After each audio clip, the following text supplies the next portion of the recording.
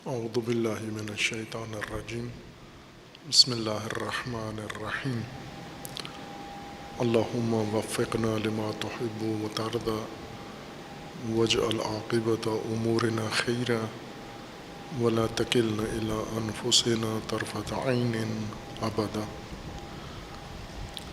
رب ادخلنی مدخل صدق واخرجنی مخرج صدق واجعل لی من لدنک سلطانا نصیرا۔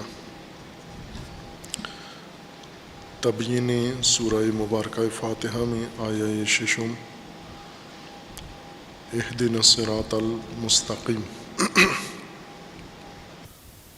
سورہ مبارکہ فاتحہ میں خداوند تبارک و تعالیٰ نے انسان کی ہدایت کے بنیادی اصول ذکر فرمائے ہیں، جو عبارت ہیں اس ترتیب سے کہ اللہ تعالیٰ کی الوہیت ہے، حاکمیت، ہدایت کا پہلا رکن ہے، دوسرا اللہ تعالیٰ کی ربوبیت ہے، انسان کی نسبت و کل کائنات کی نسبت، اور سوم اللہ تعالیٰ کی مالکیت ہے، کائنات کی نسبت و انسان کی نسبت، اور حاکمیت اللہ کی اور ربوبیت کا طرز و انداز حاکمیت کا رحمانیت و رحیمیت ہے، اور اسی طرح انسان کے لیے یوم الدین میں اللہ کی مالکیت، یہ بنیادی اصول ہیں، انسان کو پیش کیے گئے ہیں ہدایت کی غرض سے کہ انسان ان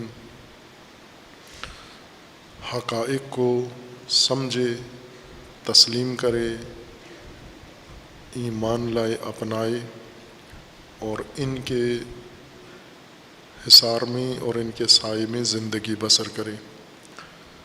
یعنی اللہ کی حاکمیت انسان کی عملی زندگی کا منشور ہے، انسان اس طرح سے زندگی بسر کرے کہ اللہ کی حاکمیت اس میں نمایاں ہو،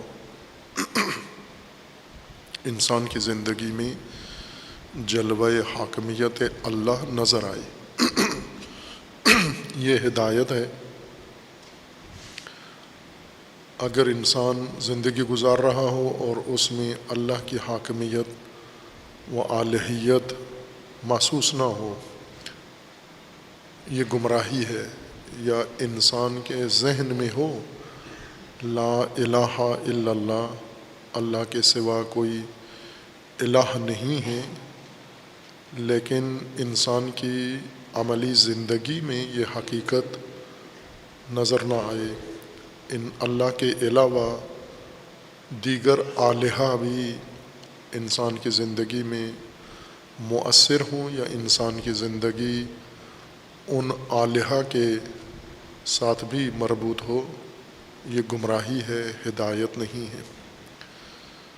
اسی طرح اگر حیات انسانی زندگی، خصوصاً انسان کی اجتماعی زندگی اللہ کی ربوبیت کے تحت گزر رہی ہو، یعنی انسان اس طرح سے زندگی بسر کر رہا ہو کہ اس میں اللہ کی ربوبیت نمایاں ہو، جلوہ گر ہو، نظر آئے، جیسے مختلف حکومتوں میں رہنے والے لوگوں کی عملی زندگی میں، طرز عمل میں اس وقت کی یا اس زمین کی حکومت باقاعدہ نظر آ رہی ہوتی ہے۔ یہ کس حاکم کے زیر سایہ زندگی گزارتے ہیں؟ حکومت کا سایہ لوگوں کی زندگی پہ پڑتا ہے، اور لوگوں کے رویوں پہ اور لوگوں کے طرز عمل میں نظر آتا ہے، اور اسی طرح ربوبیت بھی عام انسان کی زندگی کے اوپر نظر آتی ہے۔ پوچھنے کی ضرورت نہیں ہوتی، طرز زندگی کو دیکھ کر، انسان کے رویے کو دیکھ کر یہ اندازہ لگا لیا جاتا ہے، یہ یقین حاصل کر لیا جا سکتا ہے کہ اس کی زندگی کس ربوبیت یا نظام کے تحت گزر رہی ہے۔ اپنی رویوں میں انسان اس چیز کو منعکس کر دیتا ہے، بتا دیتا ہے۔ جیسے مغربی معاشرے کو اگر ہم دیکھیں تو لوگوں کی عام زندگی میں، لوگوں کے لباس سے، پوشاک سے، رفت و آمد سے، حرکات و سکنات سے، تعلقات سے، ان کی معاش سے، ان کے باقی امور سے یہ اندازہ لگا لیا جاتا ہے کہ ایک لیبرل حکومت ان کے اوپر حاکم ہے، سیکولر حکومت ان کے اوپر حکم فرما ہے۔ اسی طرح ہم کسی اور خطے میں جاتے ہیں، وہاں لوگوں کی عملی زندگی فقر و فاقہ میں گزر رہی ہے۔ ہم بہت سارے ایشین ممالک میں جائیں، افریقن ممالک میں جائیں، لوگ بنیادی ضرورت بھی اپنی زندگی کے لیے میسر نہیں ہے ان کو۔ اس کا مطلب یہ ہے کہ ان کے اوپر ایک مستبد حکومت ہے جس کی ربوبیت میں وہ زندگی گزار رہے ہیں، اور اس نے ان سے تمام وسائل زندگی چھین لیے ہیں۔ ہر معاشرہ اپنے اوپر موجود حکومت اور اس کے انداز کی عکاسی کرتا ہے، ترجمانی کرتا ہے۔ فاسد معاشرہ ہو، فاسد نظام کی حکایت کرتا ہے۔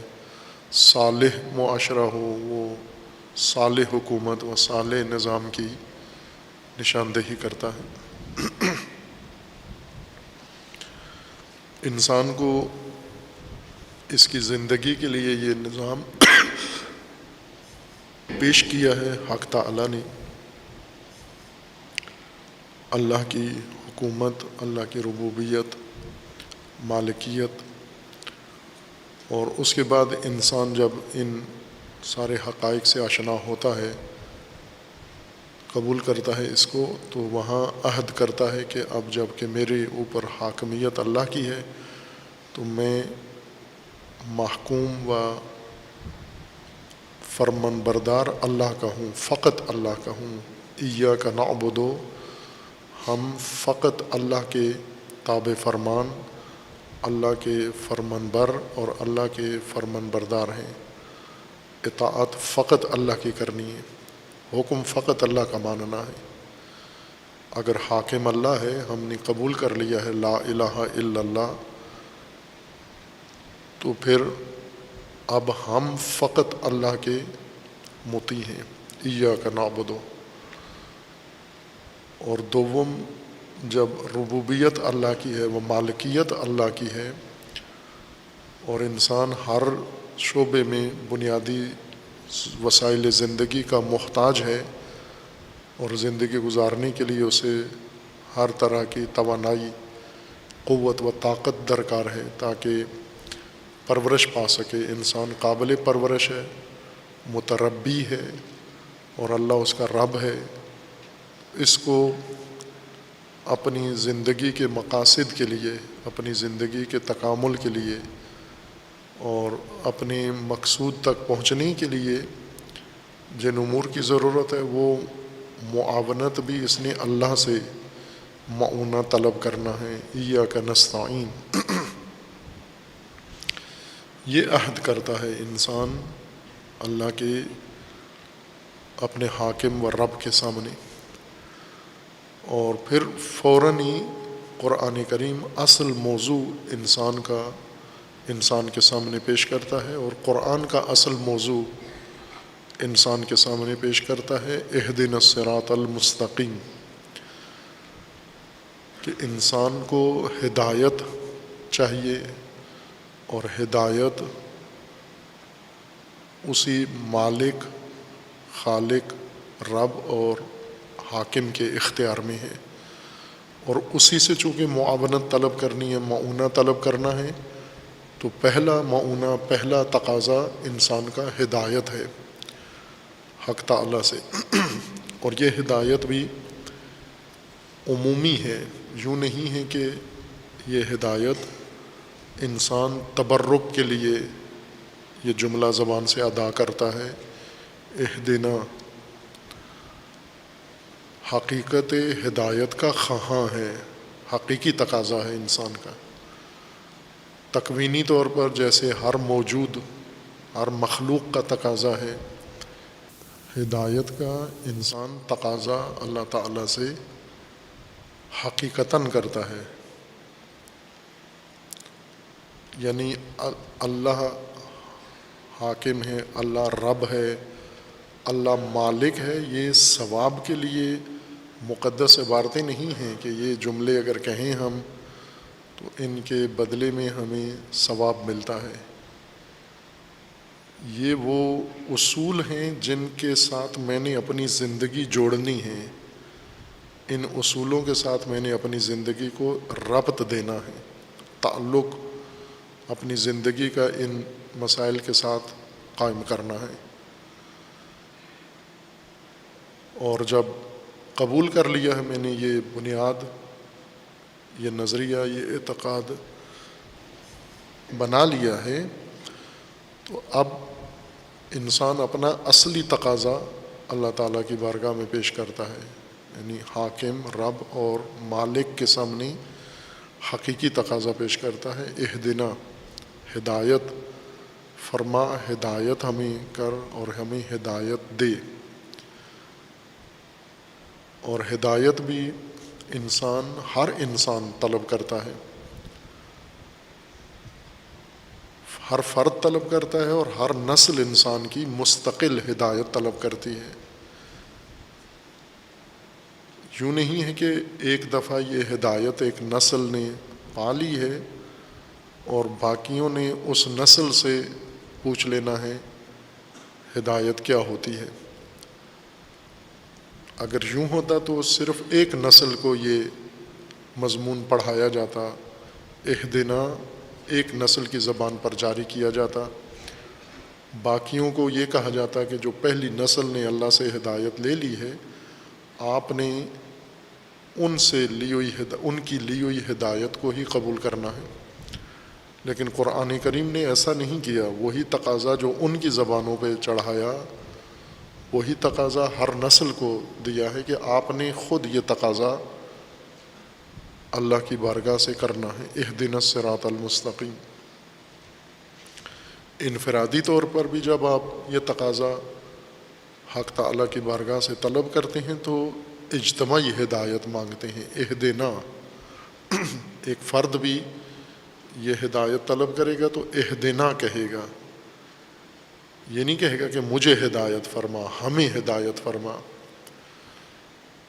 چونکہ اس ایک کی ہدایت بھی سب کی ہدایت کے اندر ہے، علیحدہ علیحدہ نہیں ہے، اور ہدایت ایسے کوئی آتی بھی نہیں ہے اللہ کی طرف سے۔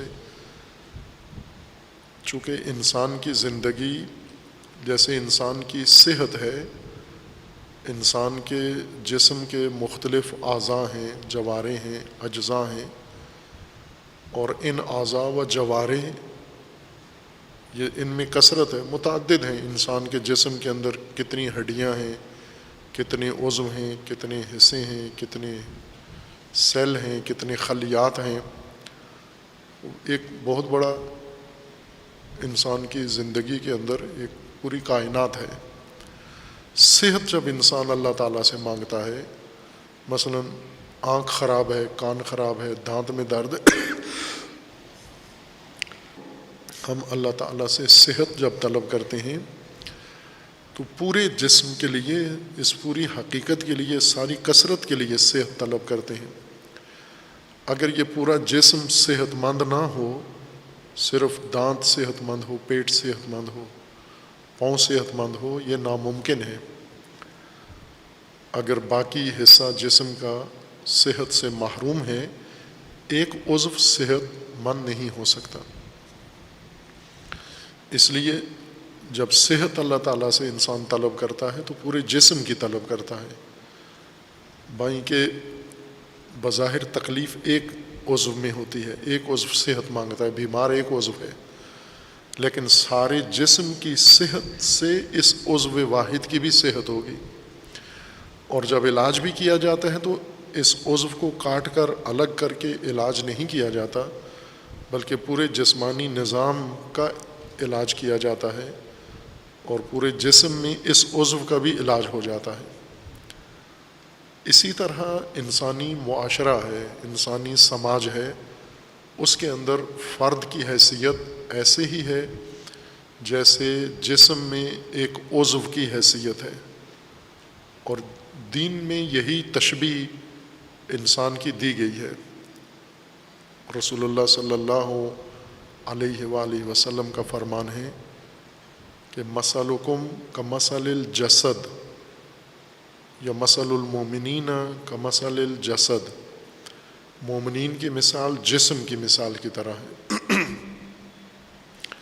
ان میں ہر فرد دوسرے فرد کے ساتھ اسی طرح کا تعلق رکھتا ہے جس طرح جسم کا، جسد کا، انسان کے بدن کا ایک عضو دوسرے عضو کے ساتھ تعلق رکھتا ہے، یعنی حیاتی تعلق رکھتا ہے، نہ صرف ایک رشتہ داری دور کی قرابت نہیں ہے، پڑوسی نہیں ہے، بلکہ اس طرح سے ان کا آپس میں وجودی تعلق ہے کہ اگر ایک عضو بیمار ہوتا ہے سارا بدن تکلیف اٹھاتا ہے اس کی۔ یہی انسانی معاشرہ بھی ہے، ایک فرد کے حالات باقی پورے معاشرے کو متاثر کرتے ہیں، اور اگر ایک فرد کو اصلاح کرنا ہے، ٹھیک کرنا ہے، ہدایت دینی ہے، تو ہمیں اس پورے جسم کو، پورے جسد کو ہدایت فراہم کرنی ہوگی۔ اگر سارا جسد یعنی پورا معاشرہ و سماج وہ ہدایت سے محروم ہو، اور ایک فرد واحد ایک گوشے میں، غار میں، مسجد میں بیٹھ کر یہ توہم کر رہا ہو کہ مجھے ہدایت ہو رہی ہے، باقی سب محروم ہیں، یہ ہدایت نہیں ہے، یہ خود ایک گمراہی ہے انسان کے لیے۔ اہدنا، ہمیں ہدایت کر، اپنی ذاتی ہدایت کے لیے بھی آپ کو سب کی ہدایت طلب کرنا ہوگی، چونکہ سب کی ہدایت میں آپ کی ہدایت کا راز پوشیدہ ہے۔ ہدایت ہر فرد نے خود مستقل طلب کرنی ہے، ہر نسل نے اپنی علیحدہ مستقل ہدایت اللہ سے مانگنی ہے۔ یہ نہیں کہے گا کہ پچھلوں کو ہدایت مل گئی ہے، آباء و اجداد کو، اور ان کی طرف سے میرے پاس موجود ہے، مجھے مزید ہدایت نہیں چاہیے۔ آپ کو اتنی ہی چاہیے جتنی انہیں چاہیے تھی۔ اگر انہوں نے طلب نہیں کی تو آپ کو طلب کرنا ہوگی، اگر انہوں نے مکمل ہدایت پا بھی لی ہے تو بھی آپ کو نئے سرے سے مکمل ہدایت طلب کرنا ہوگی۔ صحت کی طرح، جیسے والد اگر صحت مند ہے تو بچے کو اپنی صحت مستقل طلب کرنی ہوگی۔ والد کی صحت اسے کچھ بھی فائدہ نہیں پہنچائے گی۔ والد تعلیم یافتہ ہے، اس کو کوئی فائدہ نہیں ہوگا، والد ہدایت یافتہ ہے، اس کو فائدہ نہیں ہوگا۔ اس کو خود ہر چیز اپنے لیے مستقل طلب کرنی ہوگی، اور وہی کام جو نہیں کر رہے، یعنی اب ہمارے پاس یہ سورہ فاتحہ ایک تبرک کا ذریعہ ہے، ہر جگہ مردوں پر فاتحہ پڑھو، زندوں پر فاتحہ پڑھو، ہر مناسبت سے فاتحہ، عموماً کوئی فوت ہو جائے تو کہتے ہیں اس کی فاتحہ پڑھا دیں، فاتحہ پڑھا دیں، یعنی یہ جملے، یہ آیتیں پڑھیں تاکہ ان کے بدلے میں اس کو ثواب مل جائے۔ تو یہ آیات کا معنی کیا ہے؟ معنی کدھر جائے گا ان آیات کا؟ ایاک نعبد و ایاک نستعین سے مردے کو ثواب پہنچا دیا، لیکن یہ جو تلفظ کر رہا ہے اسے کیا نصیب ہوگا؟ اہدنا الصراط المستقیم سے مردے کے لیے صلوات پڑھا رہے ہیں ہم کہ فاتحہ پڑھ دیں فلاں کے لیے۔ اہدنا تو خود اپنے لیے ہے نا، مردے کے لیے، مردے کا تو وقت ختم ہو گیا ہدایت کا، اسے اب فاتحہ پڑھائیں یا اس پر پڑھیں، وہ محروم ہو گیا فاتحہ کی ہدایت سے، سورہ فاتحہ سے۔ یہ زندہ جو ابھی موجود ہے اس کے لیے سورہ فاتحہ ہدایت ہے، مردہ جب تک زندہ تھا اس کے لیے بھی یہ اہدنا الصراط المستقیم ایک ہدایت کا منبع تھا، ذریعہ تھا، اب نہیں ہے جب وہ دنیا سے چلا گیا ہے۔ چونکہ اب مانگ بھی نہیں سکتا اللہ سے ہدایت، ملے گی بھی نہیں اس کو، اگر مل بھی جائے تو اس کے کسی کام کی نہیں ہے، ابھی وہ محروم ہو گیا۔ جو زندہ ہے اور جب تک زندہ ہے اہدنا الصراط المستقیم، اس کے لیے ہدایت فراہم کرنے کا منبع ہے۔ ہدایت ہے کیا چیز جس کو انسان اللہ سے طلب کرتا ہے اور خصوصیات کے ساتھ طلب کر رہا ہے؟ اہدنا صراط المستقیم، انسان ہدایت اللہ سے مانگتا ہے، سب کے لیے مانگتا ہے، فرد واحد بھی سب کے لیے مانگتا ہے، اور وہ بھی صراط مستقیم کی ہدایت مانگتا ہے۔ ہدایت ضروری ہے، یہ مضمون سمجھنا۔ جس طرح عرض کیا تھا کہ دو دینی معرفت کی بنیادیں ہیں، دین کی دو اصل بنیادیں ہیں، ایک اللہ کی الہیت و الوہیت ہے، اور ایک انسان کی عبدیت ہے۔ انسان عبد ہے اور اللہ الہ ہے۔ ان دونوں کو اگر صحیح سمجھ گئے، عبد کا مطلب بھی اور الہ کا مطلب پوجا شدہ اور عبد کا مطلب پوجا کرنے والا، اگر یہ دو ترجمے کر دیے تو پھر یہ بنیاد ہی آپ کی قائم نہیں ہوئی ہدایت کے لیے۔ اگر وہ قائم کر لی ہے کہ عبد کا مطلب مطیع فرمان بردار اور الہ کا مطلب فرمان روا ہے، اب یہ عبد، یہ فرمان بردار مطیع اللہ سے ہدایت طلب کرتا ہے، تو ہدایت کو تیسری اہم چیز ہدایت سمجھنا ہے۔ جو اصل انسان کی حاجت ہے، ضرورت ہے، اور زمین کی زندگی کے لیے اصل توشہ ہدایت ہے، تکوینی طور پر بھی اور تشریعی طور پر بھی۔ ہدایت تکوینی بھی انسان کو درکار ہے، ہدایت تشریعی بھی انسان کو درکار ہے۔ جیسا اللہ تعالیٰ کا فرمان ہے کہ ہر شے کو اللہ نے خلق فرمایا ہے اور اسے ہدایت کی ہے۔ ربنا الذی اعطی کل شیء خلقہ ثم ہدی، میرا رب، میرا پروردگار وہ ہے جس نے ہر شے کو خلقت عطا کی ہے اور اس کی ہدایت فرمائی ہے۔ یعنی خلقت کے بعد انسان کے لیے لباس خلقت پہننے کے بعد سب سے اہم موضوع ہدایت ہے، لباس ہدایت ہے۔ خلقت کے وقت سے ہی شروع ہو جاتی ہے ہدایت، یعنی اب خلقت جس مرحلے میں ہوئی تھی اس مرحلے سے ایک قدم آگے انسان ہدایت کے ذریعے اٹھائے گا، اور تمام مراحل ہدایت کے طفیل اٹھائے گا، اور منزل تک، مقصود تک ہدایت کے ذریعے ہی پہنچے گا۔ اس لیے یہ اہم موضوع ہے سمجھنے کا انسان کے لیے ہدایت کو۔ ہدایت ہم پہلے لغت سمجھتے ہیں ہدایت کی،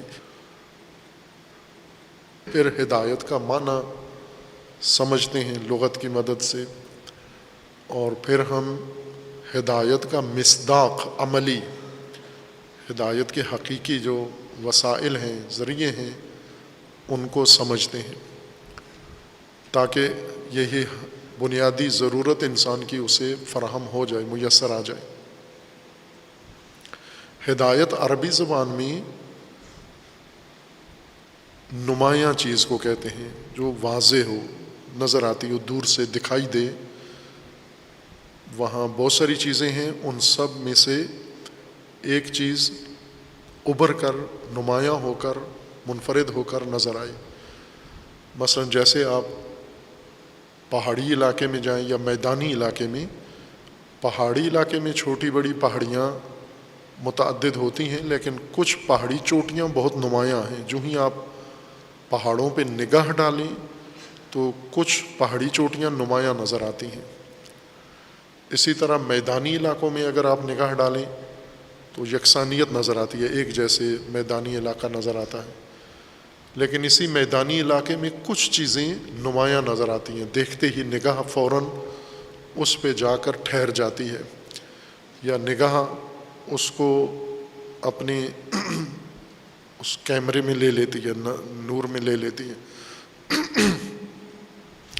مثلا میدانی علاقہ ہے اور اس میدانی علاقے میں کوئی ٹیلا ہے تو فوراً باقی علاقہ یکسانیت ہے باقی میدان کی، یہ ٹیلا تھوڑا سا باقی حصوں سے ممتاز اور نمایاں ہے، برجستہ ہے، اس ٹیلے پہ جا کے نگاہ پڑ جاتی ہے۔ یا کوئی عمارت ہے بڑی میدانی علاقے میں بنی ہوئی، حتیٰ ہم شہر میں بھی دیکھیں تو یکساں قسم کے مکان بنے ہوتے ہیں، ان یکساں مکانوں میں ایک آدھ مکان یا ایک آدھ عمارت نمایاں ہوتی ہے، دوسروں سے ہٹ کے اونچی ہوتی ہے یا بعض اور خصوصیات کی نسبت یہ دور سے دیکھنے والوں کی توجہ اپنی طرف جلب کر لیتی ہے۔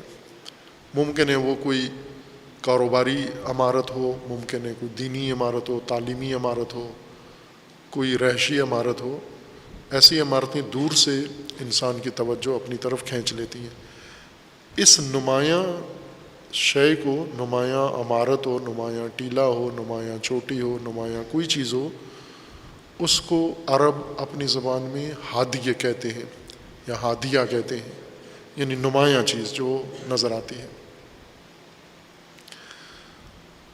دوسری خصوصیت اس کی یہ ہے ہدایت کی کہ یہی نمایاں چیز جو نگاہوں میں پہلے آتی ہے سب سے، اور نگاہیں اس یکساں قسم کے ماحول میں اس کی طرف متوجہ ہوتی ہیں، اسی کو لوگ علامت رکھ لیتے ہیں، اسی نمایاں چیز کو نشانی کے طور پر اپنے ذہن میں رکھ لیتے ہیں،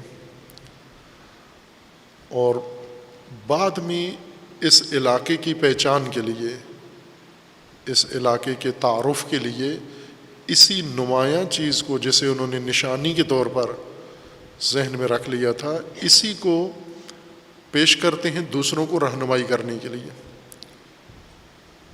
ہدایت کا مطلب نمایاں ہونا ہے کسی چیز کا، ہادیہ نمایاں شے، یہ نمایاں شے نظروں میں آتی ہے، نظروں میں آنے کے بعد اس کو انسان نشانی کے طور پر اپنے ذہن میں محفوظ رکھ لیتا ہے۔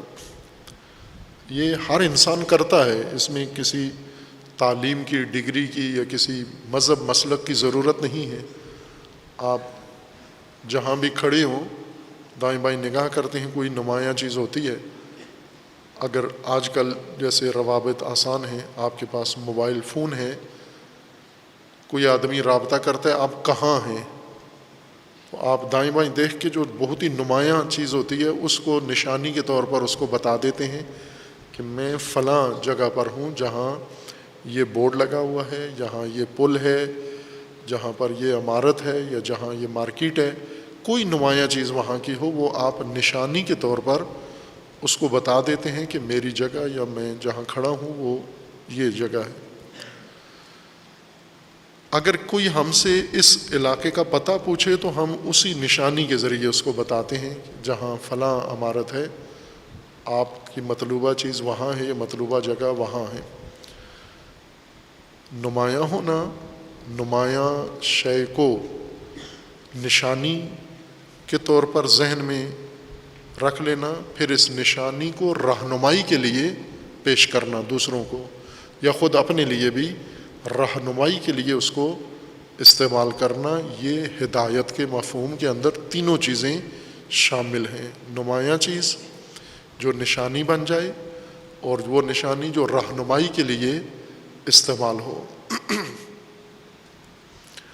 راستوں کی رہنمائی اسی طرح سے صحرائی علاقے، آج کل بھی ایسا ہی ہے، آج کل علامتیں خود اپنی بنائی ہوئی علامتیں، انسان اپنے ہاتھ کی بنائی ہوئی علامتیں نصب کرتا ہے راستوں کی نشاندہی کے لیے، شہروں کی نشاندہی کے لیے، منزلوں کی نشاندہی کے لیے۔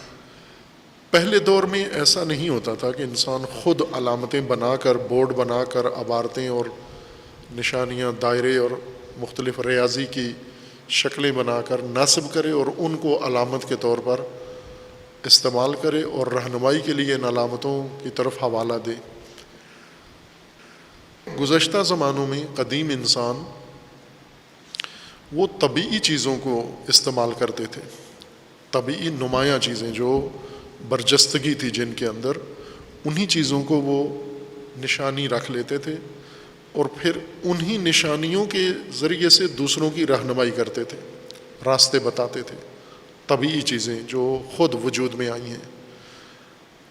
یا ایک کام اگر کرتے تھے طبعی آثار نہ ہوں، صحرائی لوگ خصوصاً، وہ ہدایت میں سب سے مشکل صحراؤں میں ہے، زرخیز علاقے، پہاڑی علاقے، نشیب و فراز والے علاقوں میں انسان رہنمائی آسانی سے کر سکتا ہے اور لے بھی لیتا ہے، لیکن جہاں صرف ریت ہو، ریگستان اور ایک جیسا ہو، پہاڑیاں بھی نہیں ہوتی، ٹیلے بھی نہیں ہوتے، درخت بھی نہیں ہوتے، دریا بھی نہیں ہوتے، بالکل ایک جیسا صحرا، جیسے ایک چادر بچھی ہوئی ہے،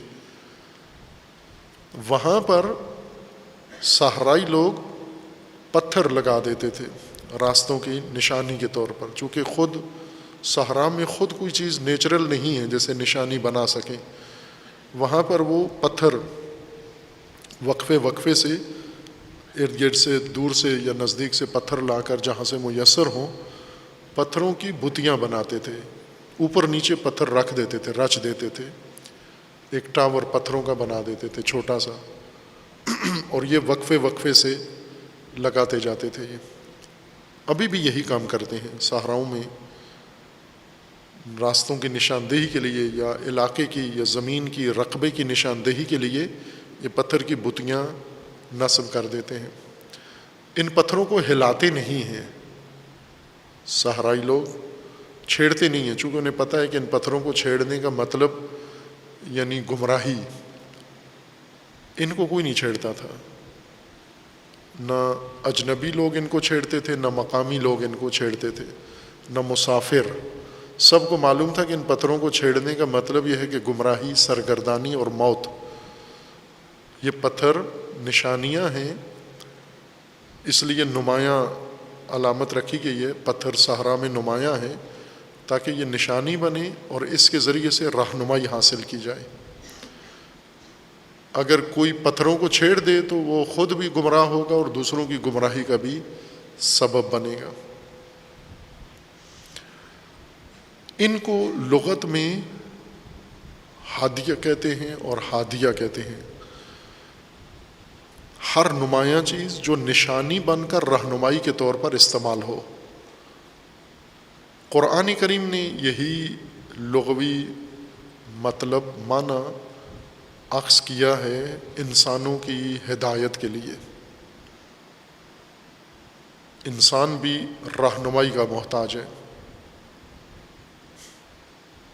جیسا پہلے بیان ہوا ہے کہ انسان پرورش کا محتاج ہے، رب کی ربوبیت کا محتاج ہے۔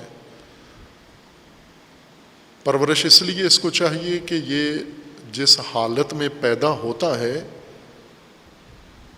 اس حالت سے نکل کر اس کو کسی اور حالت میں پہنچنا ہے۔ یہ بیج کی حالت میں پیدا ہوتا ہے، خلقت اس کی بیج کے طور پر ہوتی ہے، نطفے کے طور پر ہوتی ہے، پھر اس کو پرورش پانی ہے مرحلہ وار، ایک مرحلہ سے دوسری مرحلے میں، اس سے تیسرے مرحلہ میں۔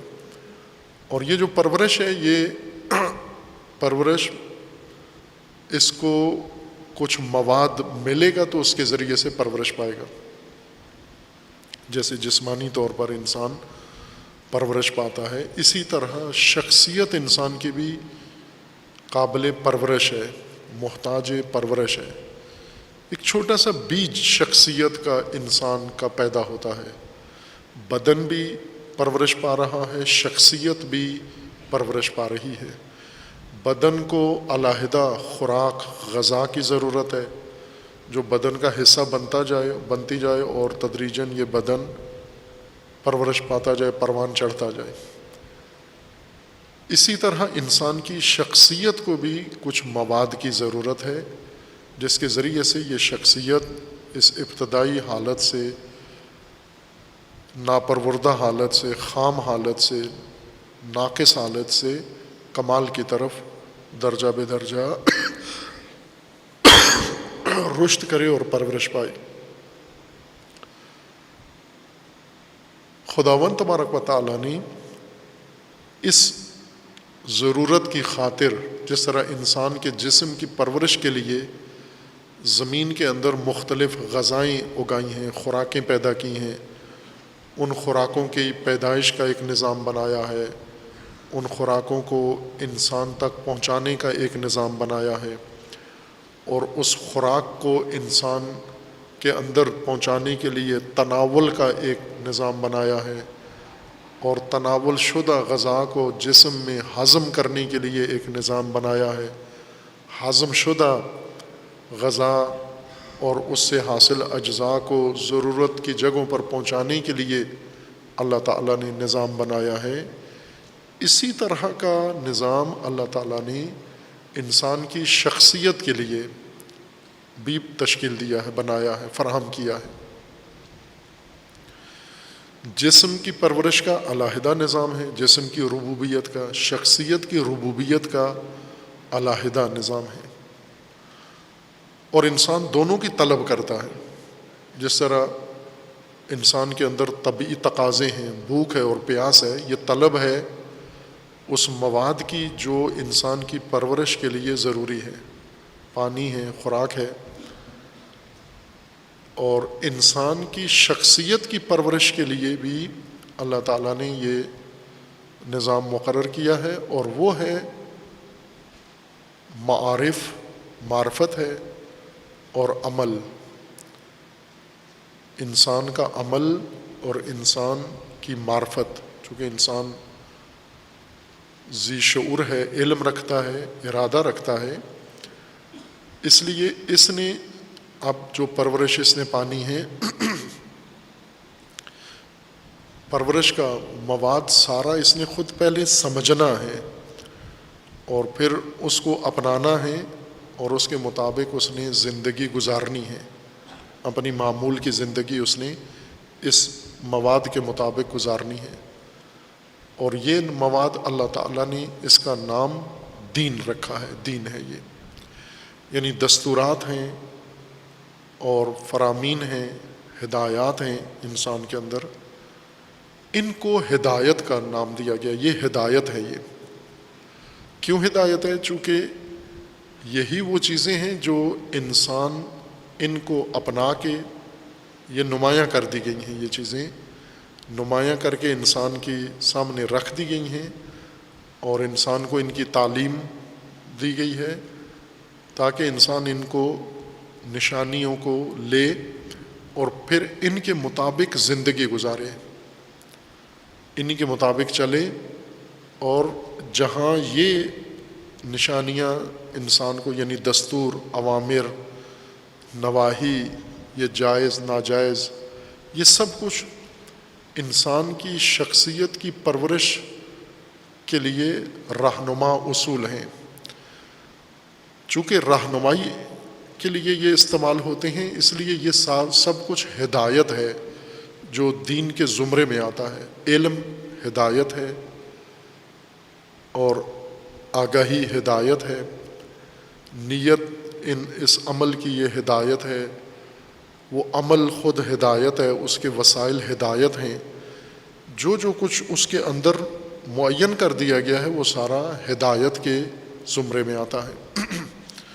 بس جب انسان طلب کرتا ہے اللہ تعالیٰ سے، اہدنا، ہمیں ہدایت فرما، ہدایت دے، ہمیں ہدایت عطا فرما ہمیں، تو اسے معلوم ہونا چاہیے کہ کیا مانگ رہا ہے اللہ تعالیٰ سے، ہدایت کے نام پر کس چیز کا تقاضا کیا کر رہا ہے۔ ایسا نہ ہو کہ وہ زبان ناشناس اجنبی کی طرح کسی کمپنی کو آرڈر بک کرا دے، نام دوسروں کی دیکھا دیکھی، لیکن اسے پتہ نہ ہو کہ میں منگوا کیا رہا ہوں۔ اگر یہ چیز پیک ہو کے اور اس کے گھر تک آ جائے پارسل کہ آپ نے جو منگوایا تھا یہ ہے، کھول کے دیکھے کہ یہ تو مجھے نہیں چاہیے، میں نے یہ نہیں کہا تھا، تو اسے کہا جائے گا کہ جو نام لیا تھا آپ نے، جو لکھ کے آرڈر دیا تھا، وہ اس میں یہی لکھا ہوا تھا کہ یہ چاہیے آپ کو۔ اللہ سے انسان یہ تقاضا کر رہا ہے، اہدنا، کیا مانگ رہا ہے؟ دقیقاً ہدایت مانگ رہا ہے، ہدایت عطا فرما۔ ہدایت یعنی وہ تمام امور جو انسان کی زندگی، اہدنا سب کی زندگی، یعنی ہدایت سب کے لیے مانگو گے تو آپ کو بھی ملے گی۔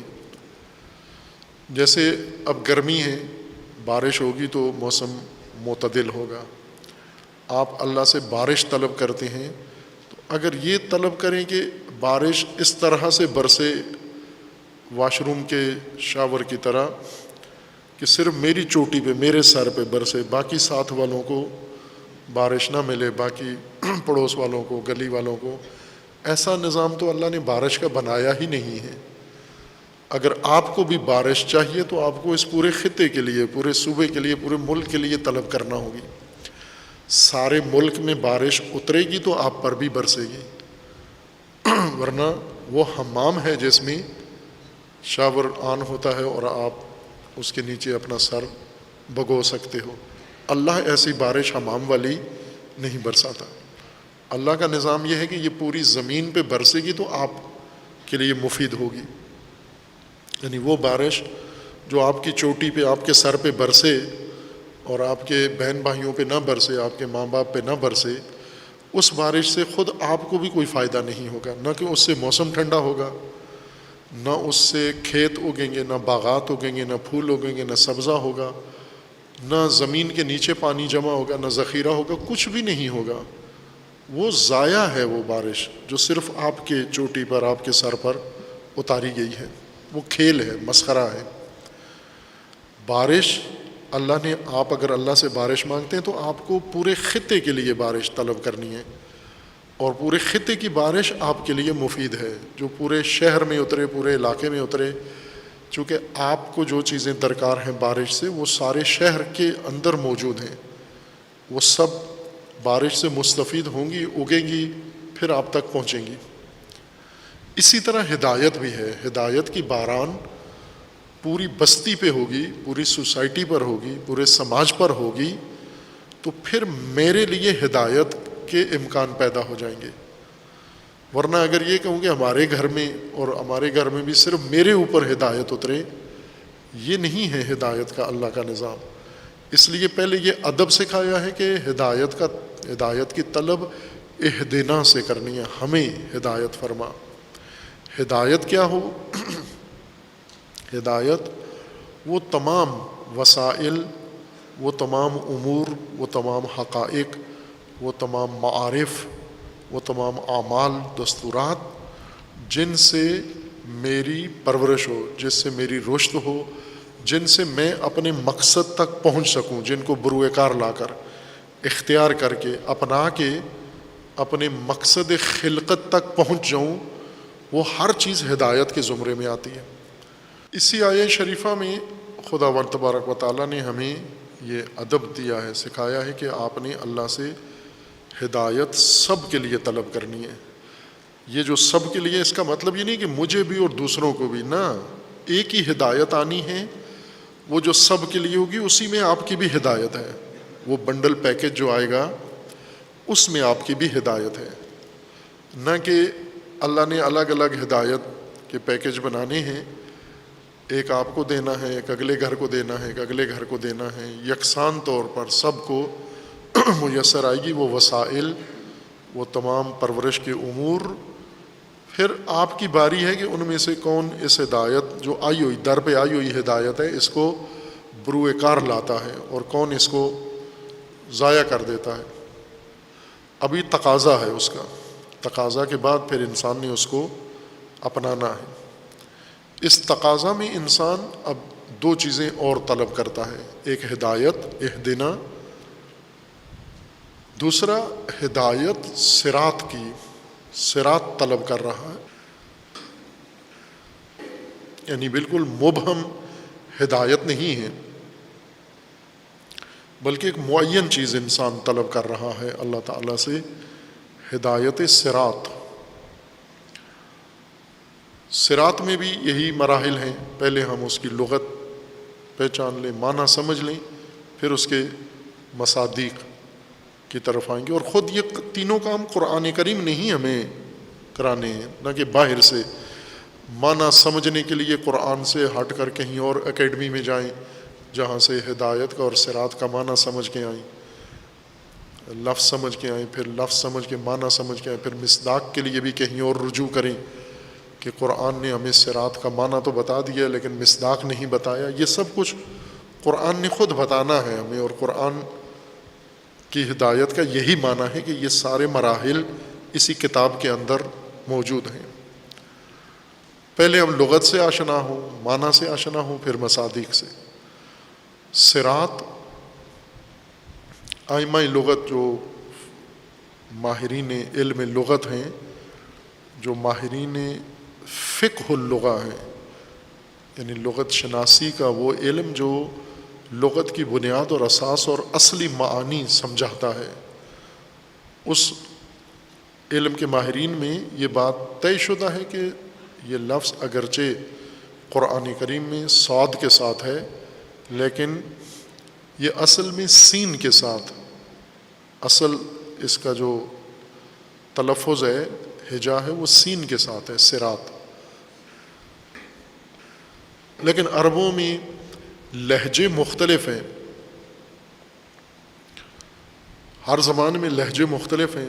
پاکستان میں بولی جانے والی زبانیں، ان کے لہجے مختلف ہیں، متفاوت ہیں۔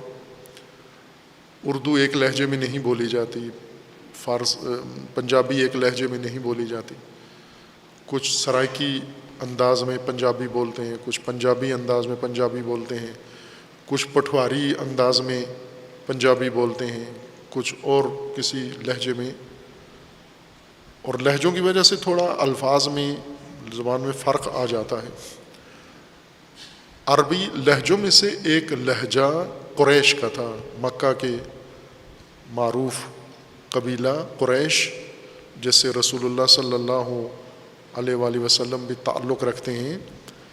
اس قبیلے کا ایک اپنا لہجہ تھا، باقی عرب ان کا بھی اپنا عربی لہجہ تھا، ان کا ایک اپنا لہجہ تھا۔ اس قریشی لہجے میں اس لفظ کو سین کے بجائے صاد سے وہ تلفظ کرتے ہیں، لیکن باقی اعراب اس کو سین سے تلفظ کرتے ہیں۔ اس لیے بعض علماء نے اس کو جائز الوجہین کہا ہے کہ آپ سین کے ساتھ پڑھیں لکھیں تو بھی جائز ہے، اگر صاد کے ساتھ لکھیں پڑھیں تو بھی جائز ہے۔ بعض نے البتہ کہا ہے کہ نہ، یہ دو علیحدہ لفظ ہیں، صراط سین کے ساتھ الگ ہے، صراط صاد کے ساتھ علیحدہ ہے، لیکن زیادہ تر ائمہ لغت اس بات پہ اتفاق رکھتے ہیں کہ یہ اصل میں یہ لفظ سین کے ساتھ تھا، صراط۔ صراط کا لغوی معنی کیا ہے؟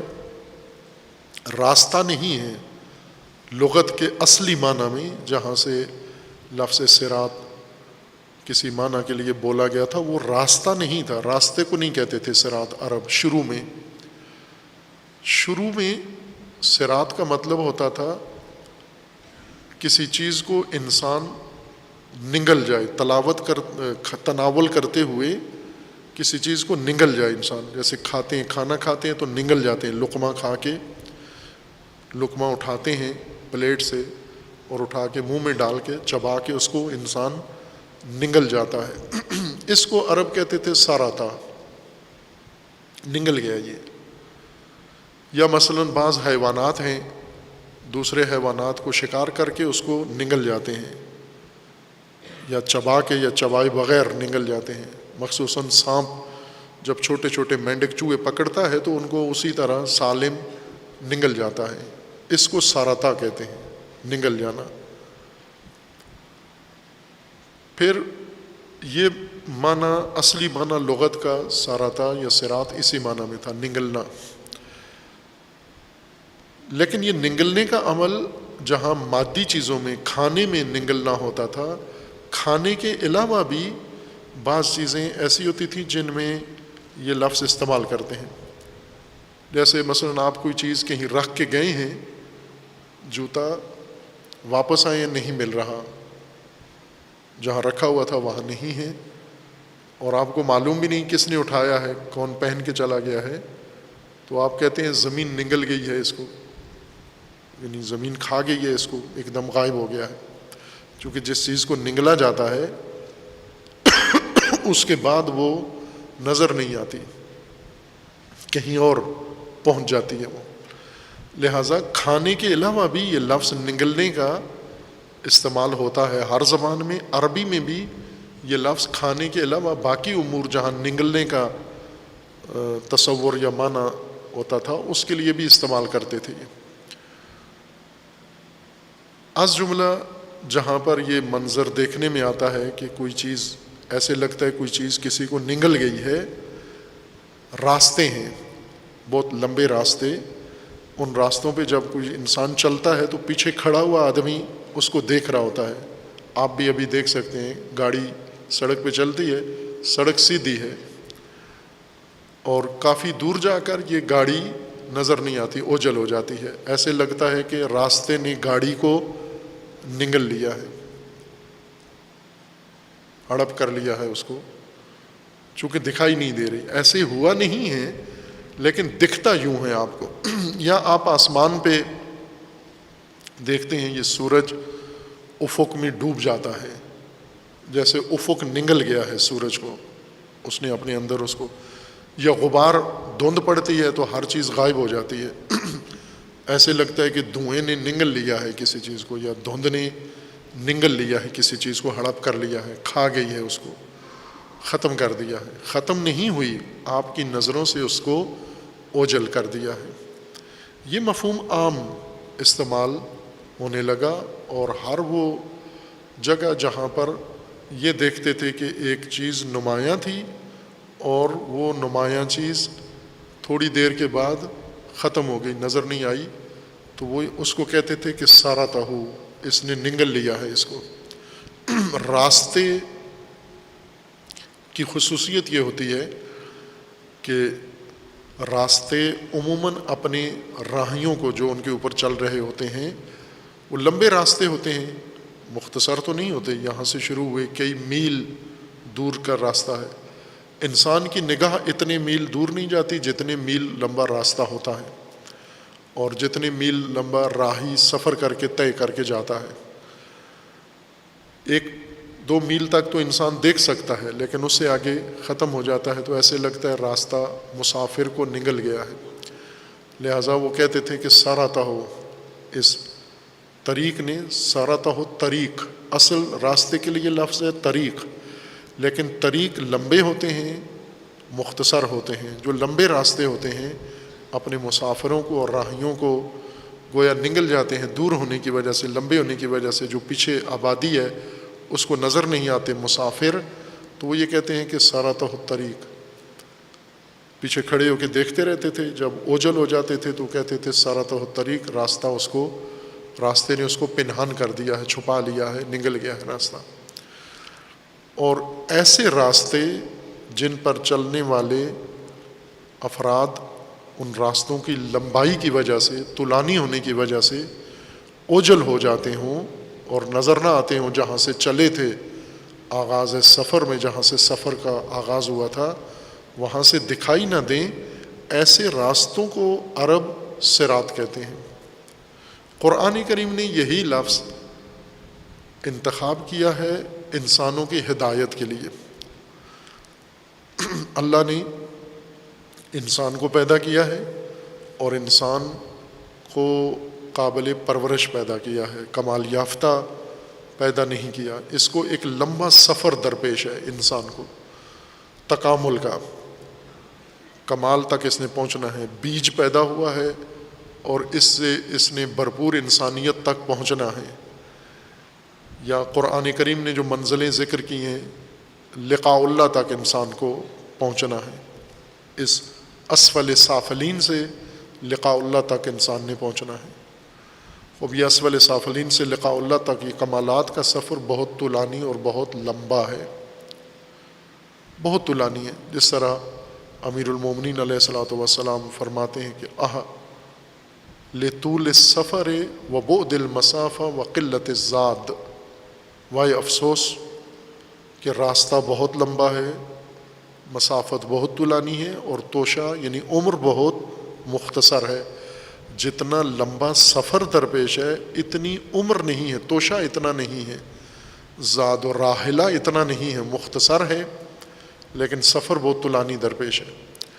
یہ سفر طولانی ہونے کی وجہ سے یہ سفر تکاملی، سفر تربیت، سفر پرورش اور سفر کمال استکمال طولانی ہونے کی وجہ سے اس کو صراط کہا گیا ہے کہ انسان کو اپنی منزل خلقت تک، مقصد خلقت تک پہنچنے کے لیے ایک لمبا راستہ درپیش ہے، اور وہ اس خصوصیت کی وجہ سے کہ لمبے راستے عموماً اپنے مسافروں کو اوجھل کر دیتے ہیں باقیوں کی نظروں سے، اس کو صراط کہا گیا ہے۔ یہ بھی وجہ ہو سکتی ہے کہ انسان جب صراط پہ نہیں ہوتا، یعنی جب مسافر نہیں ہے، بستی میں ہے، اپنے گاؤں میں ہے، شہر میں ہے، سب کے سامنے ہے، سب کے، نہ وہ سفر کہیں کر رہے ہیں نہ یہ سفر کہیں کر رہا ہے، تو ان کے ساتھ ایک باہمی زندگی گزار رہا ہوتا ہے، انہی جیسا ہوتا ہے، جو وہ کر رہے ہیں وہ یہ بھی کر رہا ہے۔ لیکن یہ انسان جب ان سے علیحدہ ہوتا ہے، وہ ہدایت یافتہ نہیں ہے، ہدایت انہوں نے اپنائی نہیں ہے، لی نہیں ہے، ہدایت کے خواہاں نہیں ہے، یہ ہدایت کا طلبکار ہے، ہدایت اخذ کر کے ان سے علیحدہ ہو کر یہ اپنی زندگی کا سفر شروع کر دیتا ہے، وہ وہیں پیچھے رہتے ہیں۔ اور جب غیر ہدایت یافتہ آبادی میں ایک نکل آتا ہے، ہدایت کی راہ پر نکل آتا ہے، تو یہ ان سے دور ہو جاتا ہے، ہدایت یافتہ کوسوں دور ہو جاتا ہے، اتنا دور ہو جاتا ہے کہ ان کی نظروں سے گویا اوجھل ہو گیا۔ اس وجہ سے اس راستے کو، اس سفر کو جو ہدایت کا سفر ہے، اسے صراط کہا گیا ہے، چونکہ دوسرے انسانوں سے جو ہدایت پہ نہیں ہیں ان سے نکل کر یہ ان کی نگاہوں سے اوجھل ہو جاتا ہے۔ مراد واضح ہے قرآن کریم کی کہ ہدایت کے اس مسیر کو، ہدایت کی اس راہ کو، طریق کو صراط کہا گیا ہے، اس خصوصیت کی وجہ سے۔ مقصود وہ تمام تکاملی مراحل ہیں، صراط ان کمالات کے تمام مراحل کا نام ہے جو انسان کو طے کرنے ہیں، جن سیڑھیوں پر چڑھ کر یہ پہنچے گا کمال تک، وہ صراط ہے۔ تیسری چیز جو اس آیہ شریفہ میں انسان اللہ تعالیٰ سے طلب کرتا ہے دعا کے طور پر، اہدنا الصراط المستقیم، وہ صراط کا مستقیم ہونا ہے، اس صفت سے متصف ہو یہ صراط کہ مستقیم بھی ہو، نہ صرف صراط ہو، مستقیم بھی ہو۔ مستقیم بھی عربی لفظ ہے اور اس کا مادہ قیام ہے یا قوامہ، قاف واو میم، جیسے قوم بھی بنا ہے، قیام بھی بنا ہے، مقیم بھی ہے، بہت سارے الفاظ اسی مادہ سے بنے ہیں، قوامہ، قاف واو میم۔ یہ مادہ عربی زبان میں، عرب اس کو ہر چیز کے لیے استعمال کرتے ہیں، مختص نہیں ہے انسان کے ساتھ، جتنی بھی اشیاء ہیں مادی جسمانی، ان سب کے لیے عربی لغت میں یہ مادہ استعمال ہوتا ہے، یہ لفظ استعمال ہوتا ہے۔ چونکہ مختلف حالتیں ہیں اشیاء کی، مثلا درخت ہیں، ٹوٹے ہوئے درخت ہیں، کھڑے ہوئے درخت ہیں، اور لیٹے ہوئے درخت ہیں، کٹے ہوئے درخت ہیں، ہر حالت میں ہیں۔ اسی طرح جانور ہیں، بیٹھے ہوئے ہیں، لیٹے ہوئے ہیں، زخمی ہیں، بعض چر چگ رہے ہیں، پودے ہیں، فصلیں ہیں، ہر چیز کی کئی حالات ہیں۔ ان حالات میں سے ایک حالت ان تمام اشیاء کی وہ ہے جسے ہم اردو میں کہتے ہیں کھڑا ہونا، کھڑی ہوئی چیزیں ہیں، قائم کھڑی ہوئی چیز، پودا کھڑا ہوا ہے یا پودا ٹوٹا ہوا ہے، زمین گیر ہے، درخت کٹا ہوا ہے، لیٹا ہوا ہے، یا درخت کھڑا ہوا ہے۔ اسی طرح انسان بیٹھا ہوا ہے، لیٹا ہوا ہے یا کھڑا ہوا ہے۔ انسان کی کئی حالتیں ہیں، حیوانات کی کئی حالتیں ہیں، اجسام، جمادی اجسام، نباتاتی اجسام، حیوانی اجسام، انسان، ہر چیز کی مختلف حالتیں ہیں۔ ان حالات میں سے ایک حالت کا نام، یہ عربوں کے نزدیک اشیاء کی حالت کا نام قیام ہے، جس کا معنی یہ ہے کہ یہ شے کھڑی ہوئی ہے. کھڑا ہونا ایک عام سا تصور ہے، اس کو وضاحت کی ضرورت نہیں ہے، ہم سب سمجھتے ہیں. کھڑا ہونا کس کو کہتے ہیں؟ جیسے انسان ہے، انسان کسی بھی کیفیت میں ہو تو ہم تشخیص دے لیتے ہیں کہ یہ کھڑا ہوا ہے، یہ بیٹھا ہوا ہے، یہ لیٹا ہوا ہے. اسی طرح جانور کھڑا ہوا ہے، یا یہ پودا کھڑا ہوا ہے، یہ درخت کھڑا ہوا ہے، یہ عمارت کھڑی ہوئی ہے. ہر چیز کے لیے یہ لفظ ہم استعمال کرتے ہیں. اور یہی لفظ ہم قیام کا معنویات کے لیے بھی استعمال کرتے ہیں، جو جسمانی امور نہیں ہیں. انہیں بھی کہتے ہیں کہ یہ کھڑی ہوئی چیزیں، یعنی ان کی بھی حالات و کیفیات ہیں. ان کیفیات میں سے ایک حالت کا نام کھڑا ہونا ہے.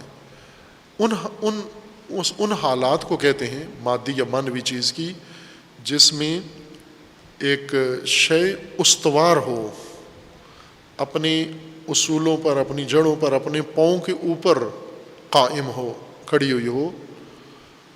وہ کوئی نظام ہو، اس کو بھی کہتے ہیں قائم ہے.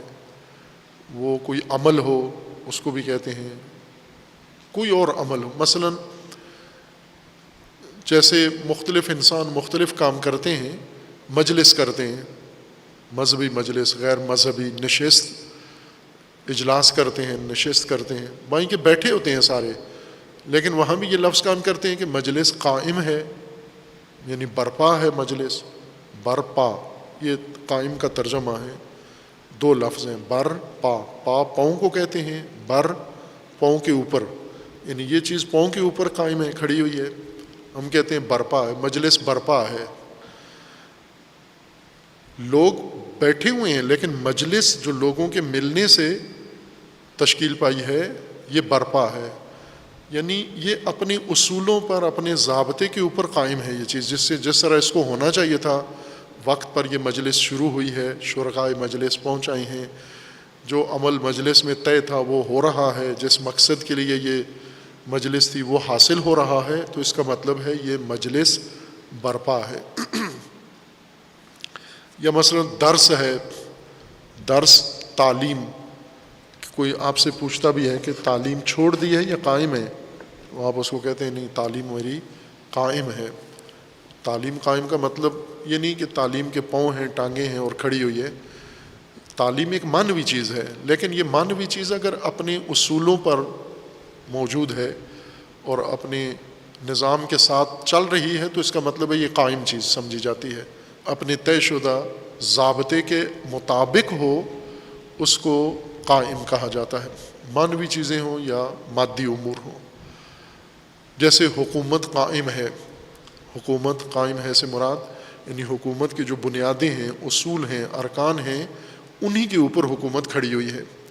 جس کو حاکم ہونا چاہیے تھا وہ حاکم ہے، جس کو حکومت کا حصہ ہونا چاہیے تھا وہ حکومت کا حصہ ہے. جن لوگوں کو یہ حکومت قائم کرنا چاہیے تھی اور ماننی چاہیے تھی، انہوں نے مان لی ہے، قبول کر لی ہے. اس حکومت کو کہتے ہیں یہ حکومت قائم ہے، اپنی بنیادوں کے اوپر جو استوار ہو جائے، قائم ہو جائے، برپا ہو جائے، اس کو قائم کہتے ہیں. مستقیم استقامہ سے ہے، قوامہ یا قوم. قوم بھی اسی کو کہتے ہیں. قوم وہ لوگوں کا مجموعہ، وہ جمعیت، وہ نفری جو کسی بنیاد پر قائم ہو جائیں، کسی بنیاد پر آ کے کھڑے ہو جائیں، ان کو قوم کہتے ہیں. قوم عموماً کیا ہوتی ہے؟ یا کسی نسب کے اوپر آ کر کھڑے ہو گئے ہیں، یا کسی چراگاہ پر آ کر کھڑے ہو گئے ہیں، یا کسی پانی کے گھاٹ پر آ کر کھڑے ہو گئے ہیں. قومیں اسی طرح تشکیل پاتی ہیں، یہ فلاں قوم ہے، یہ فلاں قوم ہے. یا نسب کے اوپر کھڑے ہوئے لوگ، اپنے اجداد میں سے ان کے اجداد کے نام پر کھڑے ہوئے لوگ ہیں، یہ اپنا تعارف اس طرح سے کرواتے ہیں، یہ قوم کہلاتے ہیں. کسی بنیاد پر قائم، کسی اصول کے اوپر قائم لوگ. اس لیے دین نے جو اجتماعی ڈھانچہ ہمیں دیا ہے وہ قوم کا نہیں ہے، وہ امت کا ہے. قوم یعنی سرگردان لوگ، بھوکے پیاسے، پناہ گاہ کی تلاش میں غیر محفوظ لوگ جب انہیں کوئی پانی کا چشمہ ملا وہاں قیام پذیر ہو گئے آ کر، کھیت نظر آئے وہاں قیام پذیر ہو گئے. آج کل قومیں کیسے بن رہی ہیں؟ جہاں فیکٹریاں ہیں، جہاں صنعتیں ہیں، جہاں اسکول ہیں، جہاں ایئرپورٹ ہیں، جہاں ٹیکنالوجی ہے، وہاں آ کر سارے گاؤں سے نقل مکانی کر کے لاہور، کراچی شہروں میں آ کر نوکریوں کے لیے، کاروبار کے لیے، بچوں کو پڑھانے کے لیے کسی ایک سرزمین پر آ کر ڈیرے ڈال لیتے ہیں تو قوم بن جاتے ہیں. پاکستانی قوم ہے یہ.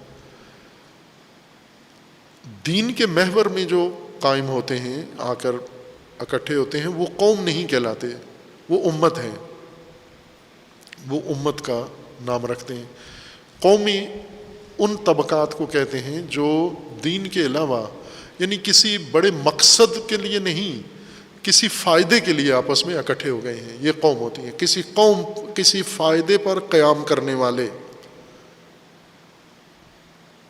کسی مفاد پر اکٹھے ہونے والے یہ قوم ہوتے ہیں. لیکن کسی مقصد پر قائم ہونے والے یہ امت کہلاتے ہیں. مقصد کے لیے ہے، مقصد پر اکٹھے لوگ امت کہلاتے ہیں. پس قیام عمومیت رکھتا ہے. یہ معنوی چیزوں میں بھی قیام ہے اور مادی چیزوں میں بھی قیام ہے. ہم بعض چیزوں میں اردو ترجمہ کرتے ہیں، کھڑا ہونا اس چیز کو کہتے ہیں. مثلا حکومت ابھی تک کھڑی ہوئی ہے، حکومت اس چیز پہ کھڑی ہوئی ہے، ڈٹی ہوئی ہے، قائم ہے. مثلا ابھی جو پاکستان میں سیاسی بحران اور فتنہ ہے، اس موضوع پہ پارٹیاں اپنے اپنے موقف پر کھڑی ہوئی ہیں. یہی قیام ہے ان کا، کھڑی ہوئی ہیں. کھڑی ہوئی سے مراد نہیں کہ سارے پاؤں کے اوپر کھڑے ہوئے ہیں، نہ لیٹے ہوئے ہیں، دفتروں میں بیٹھے ہوئے ہیں، سوئے ہوئے ہیں، مختلف حالتوں میں ہیں. لیکن ہم کہتے ہیں کہ یہ پارٹی اپنے موقف پر قائم ہے، وہ جماعت اپنے موقف پر قائم ہے. اس حالت کو ہم نے ان کا قیام کا نام دیا ہوا ہے. اسی سے لفظ استقامت ہے. عربی قاعدے کے مطابق کوئی فعل، کوئی مادہ فعل کا آپ مختلف ابواب میں اس کو لے جا سکتے ہیں مختلف معانی کی خاطر. اس کو اسی طرح سادہ صیغہ بھی بنا سکتے ہیں، قوامہ، اور اس کو آپ دوسرے کسی باب میں وزن میں ڈال کر ایک نئے معنی کی خاطر، مادہ یہی رہے، یہ تین الفاظ یہی محفوظ رہیں گے، قاف واو میم، لیکن اضافی الفاظ اس میں شامل کر کے ہم متعدد دیگر معانی بھی اس سے حاصل کر سکتے ہیں.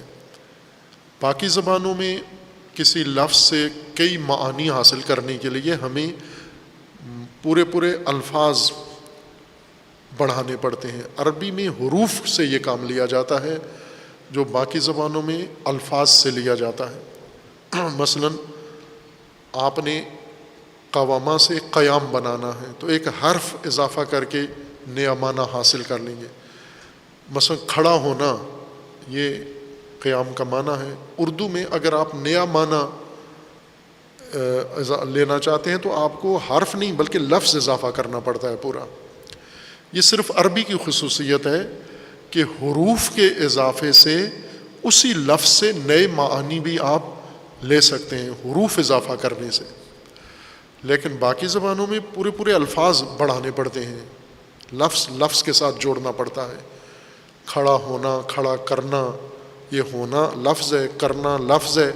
عربی میں حروف کافی ہیں الفاظ کی جگہ.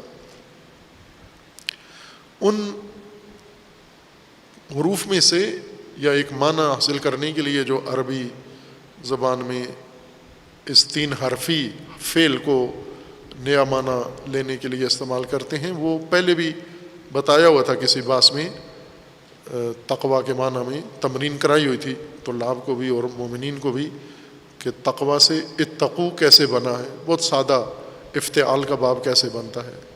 افتعال کی طرح ایک استفعال کا باب ہے. استفعال یعنی آپ ان تین حرفوں میں جو اصلی تین حرف ہیں ان میں اور 3-4 حرف بڑھا دیں. ایک الف بڑھا دیں، سین بڑھا دیں اور تے اور الف بڑھا دیں تو یہ استفعال بن جاتا ہے۔ استقامہ استقوامہ تھا، وہ عربی قواعد کے مطابق استقامہ بن گیا ہے۔ یہ جب 3 حرف الف سین تے الف اصلی 3 حروف میں اضافہ کرتے ہیں ہم، باب استفعال بنتا ہے، اور کثرت سے استعمال ہوتا ہے یہ لفظ۔ اردو میں اتنا ہی زیادہ استعمال ہوتا ہے جتنا عربی میں استعمال ہوتا ہے۔ اس کی ایک مثال خود یہ لفظ استعمال ہے۔ استعمال کتنا استعمال ہوتا ہے یہ ہم اپنی زبان میں۔ یہ 3 حروف سے بنا ہے، عین میم لام، عمل۔ اصل کیا تھا یہ استعمال؟ اصل میں عمل تھا۔ عمل کے اوپر آپ نے اضافہ کیا ہے، حروف الف کا اضافہ کیا ہے، سین کا اضافہ کیا ہے، تے کا اضافہ کیا ہے اور الف کا، کیا بن گیا؟ عمل استعمال بن گیا ہے۔ خب عمل کو جب 3-4 حروف بڑھا کے استعمال بنا دیتے ہیں تو معنی کیا بنتا ہے عمل کا؟ وہ عمل ہی رہتا ہے، لیکن اس کے معنی میں ایک خصوصیت یہ آ جاتی ہے کہ عمل کا مطلب ہوتا ہے کرنا۔ استعمل یعنی کچھ کرنے کے لیے کہنا، کچھ کرنے کی خواہش کرنا، تقاضا کرنا، طلب کرنا۔ استعمل یعنی عمل میں اس کو لانا، عمل میں لانے کے لیے کہنا یا عمل کے لیے اس کو آمادہ کرنا، عمل میں لانا کسی چیز کو۔ یہ چیز آپ کے استعمال میں ہے۔ استعمال میں مطلب کیا ہے؟ یعنی آپ فلاں چیز کو عمل میں لائے ہوئے ہیں، عمل کا کہہ رہے ہیں، اس کو عمل کا تقاضا کیا ہوا ہے، اس کو عمل کی اس سے تمنا یا ڈیمانڈ کی ہوئی ہے آپ نے، تقاضائے عمل۔ استفادہ ایک لفظ بہت اس باب سے آپ کرتے ہیں، استفادہ، فائدے کو استفادہ میں بدل دیا آپ نے، یعنی فائدے کا حصول، فائدے کے حصول کی خواہش، فائدے کے حصول کی تمنا، تقاضا استفادہ ہے۔ اور اس طرح کے بہت سارے استقبال، آپ نے ماہ رمضان کا استقبال کیا، ابھی عید کے استقبال کے لیے تیاریاں کر رہے ہیں۔ استقبال، قبال، اقبال رخ کرنا ہے، استقبال اس کے رخ کو طلب کرنا ہے کہ آپ ہماری طرف رخ کریں۔ استقبلا یعنی ہم نے اس سے یہ چاہا ہے کہ اپنا رخ ہماری طرف کرو، تقاضا کیا ہے رخ ادھر کرو آپ، استقبل ہماری طرف رخ کرو آپ۔ استقامہ اسی قاعدے کے مطابق بنا ہے قیام سے، اور اس کا مطلب یہ ہے کہ جب آپ قیام کا تقاضا کرتے ہیں، کسی سے طلب کرتے ہیں قیام کو کہ آپ قیام کریں، اس قیام، اردو میں تو کہتے ہیں نا کہ آپ قیام کریں، وہ الفاظ کے ذریعے سے یہ مفہوم ادا کرتے ہیں، کئی الفاظ، آپ قیام کریں، 3 لفظ جوڑنے پڑتے ہیں۔ عرب یہ اتنا تکلف نہیں کرتے، وہ 3 حرف سے یہ کام لے لیتے ہیں، 3 لفظ والا۔ وہ کیا کہتے ہیں؟ استقم۔ استقم یعنی قیام کا تقاضا ہے، استقم تقاضۂ قیام ہے، کھڑے ہو آپ، کھڑا ہونا، کھڑا کرنا، کھڑا ہونے کی طلب کرنا، کھڑا ہونے کا تقاضا کرنا کسی سے۔ اسی سے صیغہ بنا ہے اس کا مستقیم، فاعل کا صیغہ مستقیم۔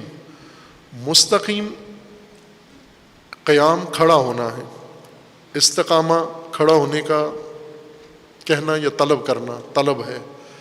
مستقیم جو قائم کرنے کا ذریعہ بنے، جو قائم کرنے والا وسیلہ بنے، ذریعہ بنے، جس کے ذریعے سے دوسرے نے قیام کرنا ہے، وہ مستقیم ہے۔ خوب یہ مستقیم صفت واقع ہوا ہے صراط کے لیے، راستے کے لیے، راستہ مستقیم ہو۔ چونکہ ایک طرف سے انسان کو حکم ہے قیام کا، آئے گا، یہ مطلب ہدایت میں شامل ہے کہ ہدایت کا ایک قدم قیام ہے، اقامہ ہے و استقامہ ہے، 3 کام آپ نے انجام دینے ہیں ہدایت کے نام پر، ہدایت کے طور پر آپ نے 3 کام کرنے ہیں، قیام، اقامہ اور استقامت۔ جب آپ قیام کریں گے تو آپ کو قائم ہونے کے لیے ایک جگہ چاہیے، وہ ہو جاتا ہے مقام، جہاں پر آپ قیام کرتے ہیں، مقام جائے قیام، جس جگہ آپ کھڑے ہوتے ہیں، قیام اگر کھڑا ہونا ہے تو جہاں پر کھڑے ہوئے ہیں وہ مقام ہے آپ کا، جہاں پر ٹھہرے ہوئے ہیں یا قائم ہیں آپ۔ اسی طرح اقامہ، کسی کو کھڑا کرنا، کوئی خود کھڑا نہیں ہو رہا، آپ اس کو کھڑا کرتے ہیں، ہاتھ تھامتے ہیں اس کا، یا اس کو اکساتے ہیں، اسے مائل کرتے ہیں کہ آپ کھڑے ہو، وہ کھڑا ہو جاتا ہے، اقامہ، اقامہ کیا آپ نے اس کا۔ مقیم، اقامہ کرنے والا، فاعل، جس نے اس غیر قائم چیز کو کھڑا کر دیا ہے، یہ مقیم ہے۔ مقیمی الصلاۃ، نماز کو قائم کرنے والے، نماز کو کھڑا کرنے والے۔ اور ایک ہے مستقیم، مستقیم وہ فاعل یا وہ ذریعہ جو استقامت کا ذریعہ بنتا ہے، سبب بنتا ہے، یعنی جو اس پر آئے ہوئے، اس کے قریب آئے ہوئے یا اسے اپنائے ہوئے شخص کو قائم کر دیتا ہے، اس سے طلب قیام کراتا ہے، کھڑا ہونے کا اس سے تقاضا کرتا ہے، یا اس کے اندر یہ صلاحیت پیدا کرتا ہے، گنجائش پیدا کرتا ہے، اور اس کے اندر وہ تمام اسباب پیدا کرتا ہے جو قائم ہونے کے لیے ضروری ہیں۔ استقامت وہ تمام چیزیں فراہم کرنا جن کے ذریعے سے وہ شخص یا وہ شے قائم ہو جائے، یہ ساری چیزیں استقامت ہیں۔ یہ مستقیم جو یہ سارے کام کرے، جو استقامت کروائے، جو قیام کروائے، جو یہ سارے وسائل اپنے اندر شامل کر کے قیام کی ہر چیز جس کے اندر موجود ہو، اور جو ہی انسان اس پر آئے چڑھے فوراً قیام آسان ہو جائے اس کے لیے، وہ ہے مستقیم۔ اب ان مفردات کے بعد اب یہ آیہ کریمہ اس لغت کے بعد، ابھی تک ہم نے لغت اس کی سمجھی ہے، اہدنا الصراط المستقیم، اہدنا ہدایت، ہدایت سے مراد وہ تمام نمایاں امور، خصوصیات، وسائل، ہر وہ چیز جو نشانی بنے مقصد کی اور رہنما واقع ہو مقصد کے لیے، وہ ہدایت ہے انسان کے لیے، انسان کے مقصد کی جو نشانی بنے اور انسان کے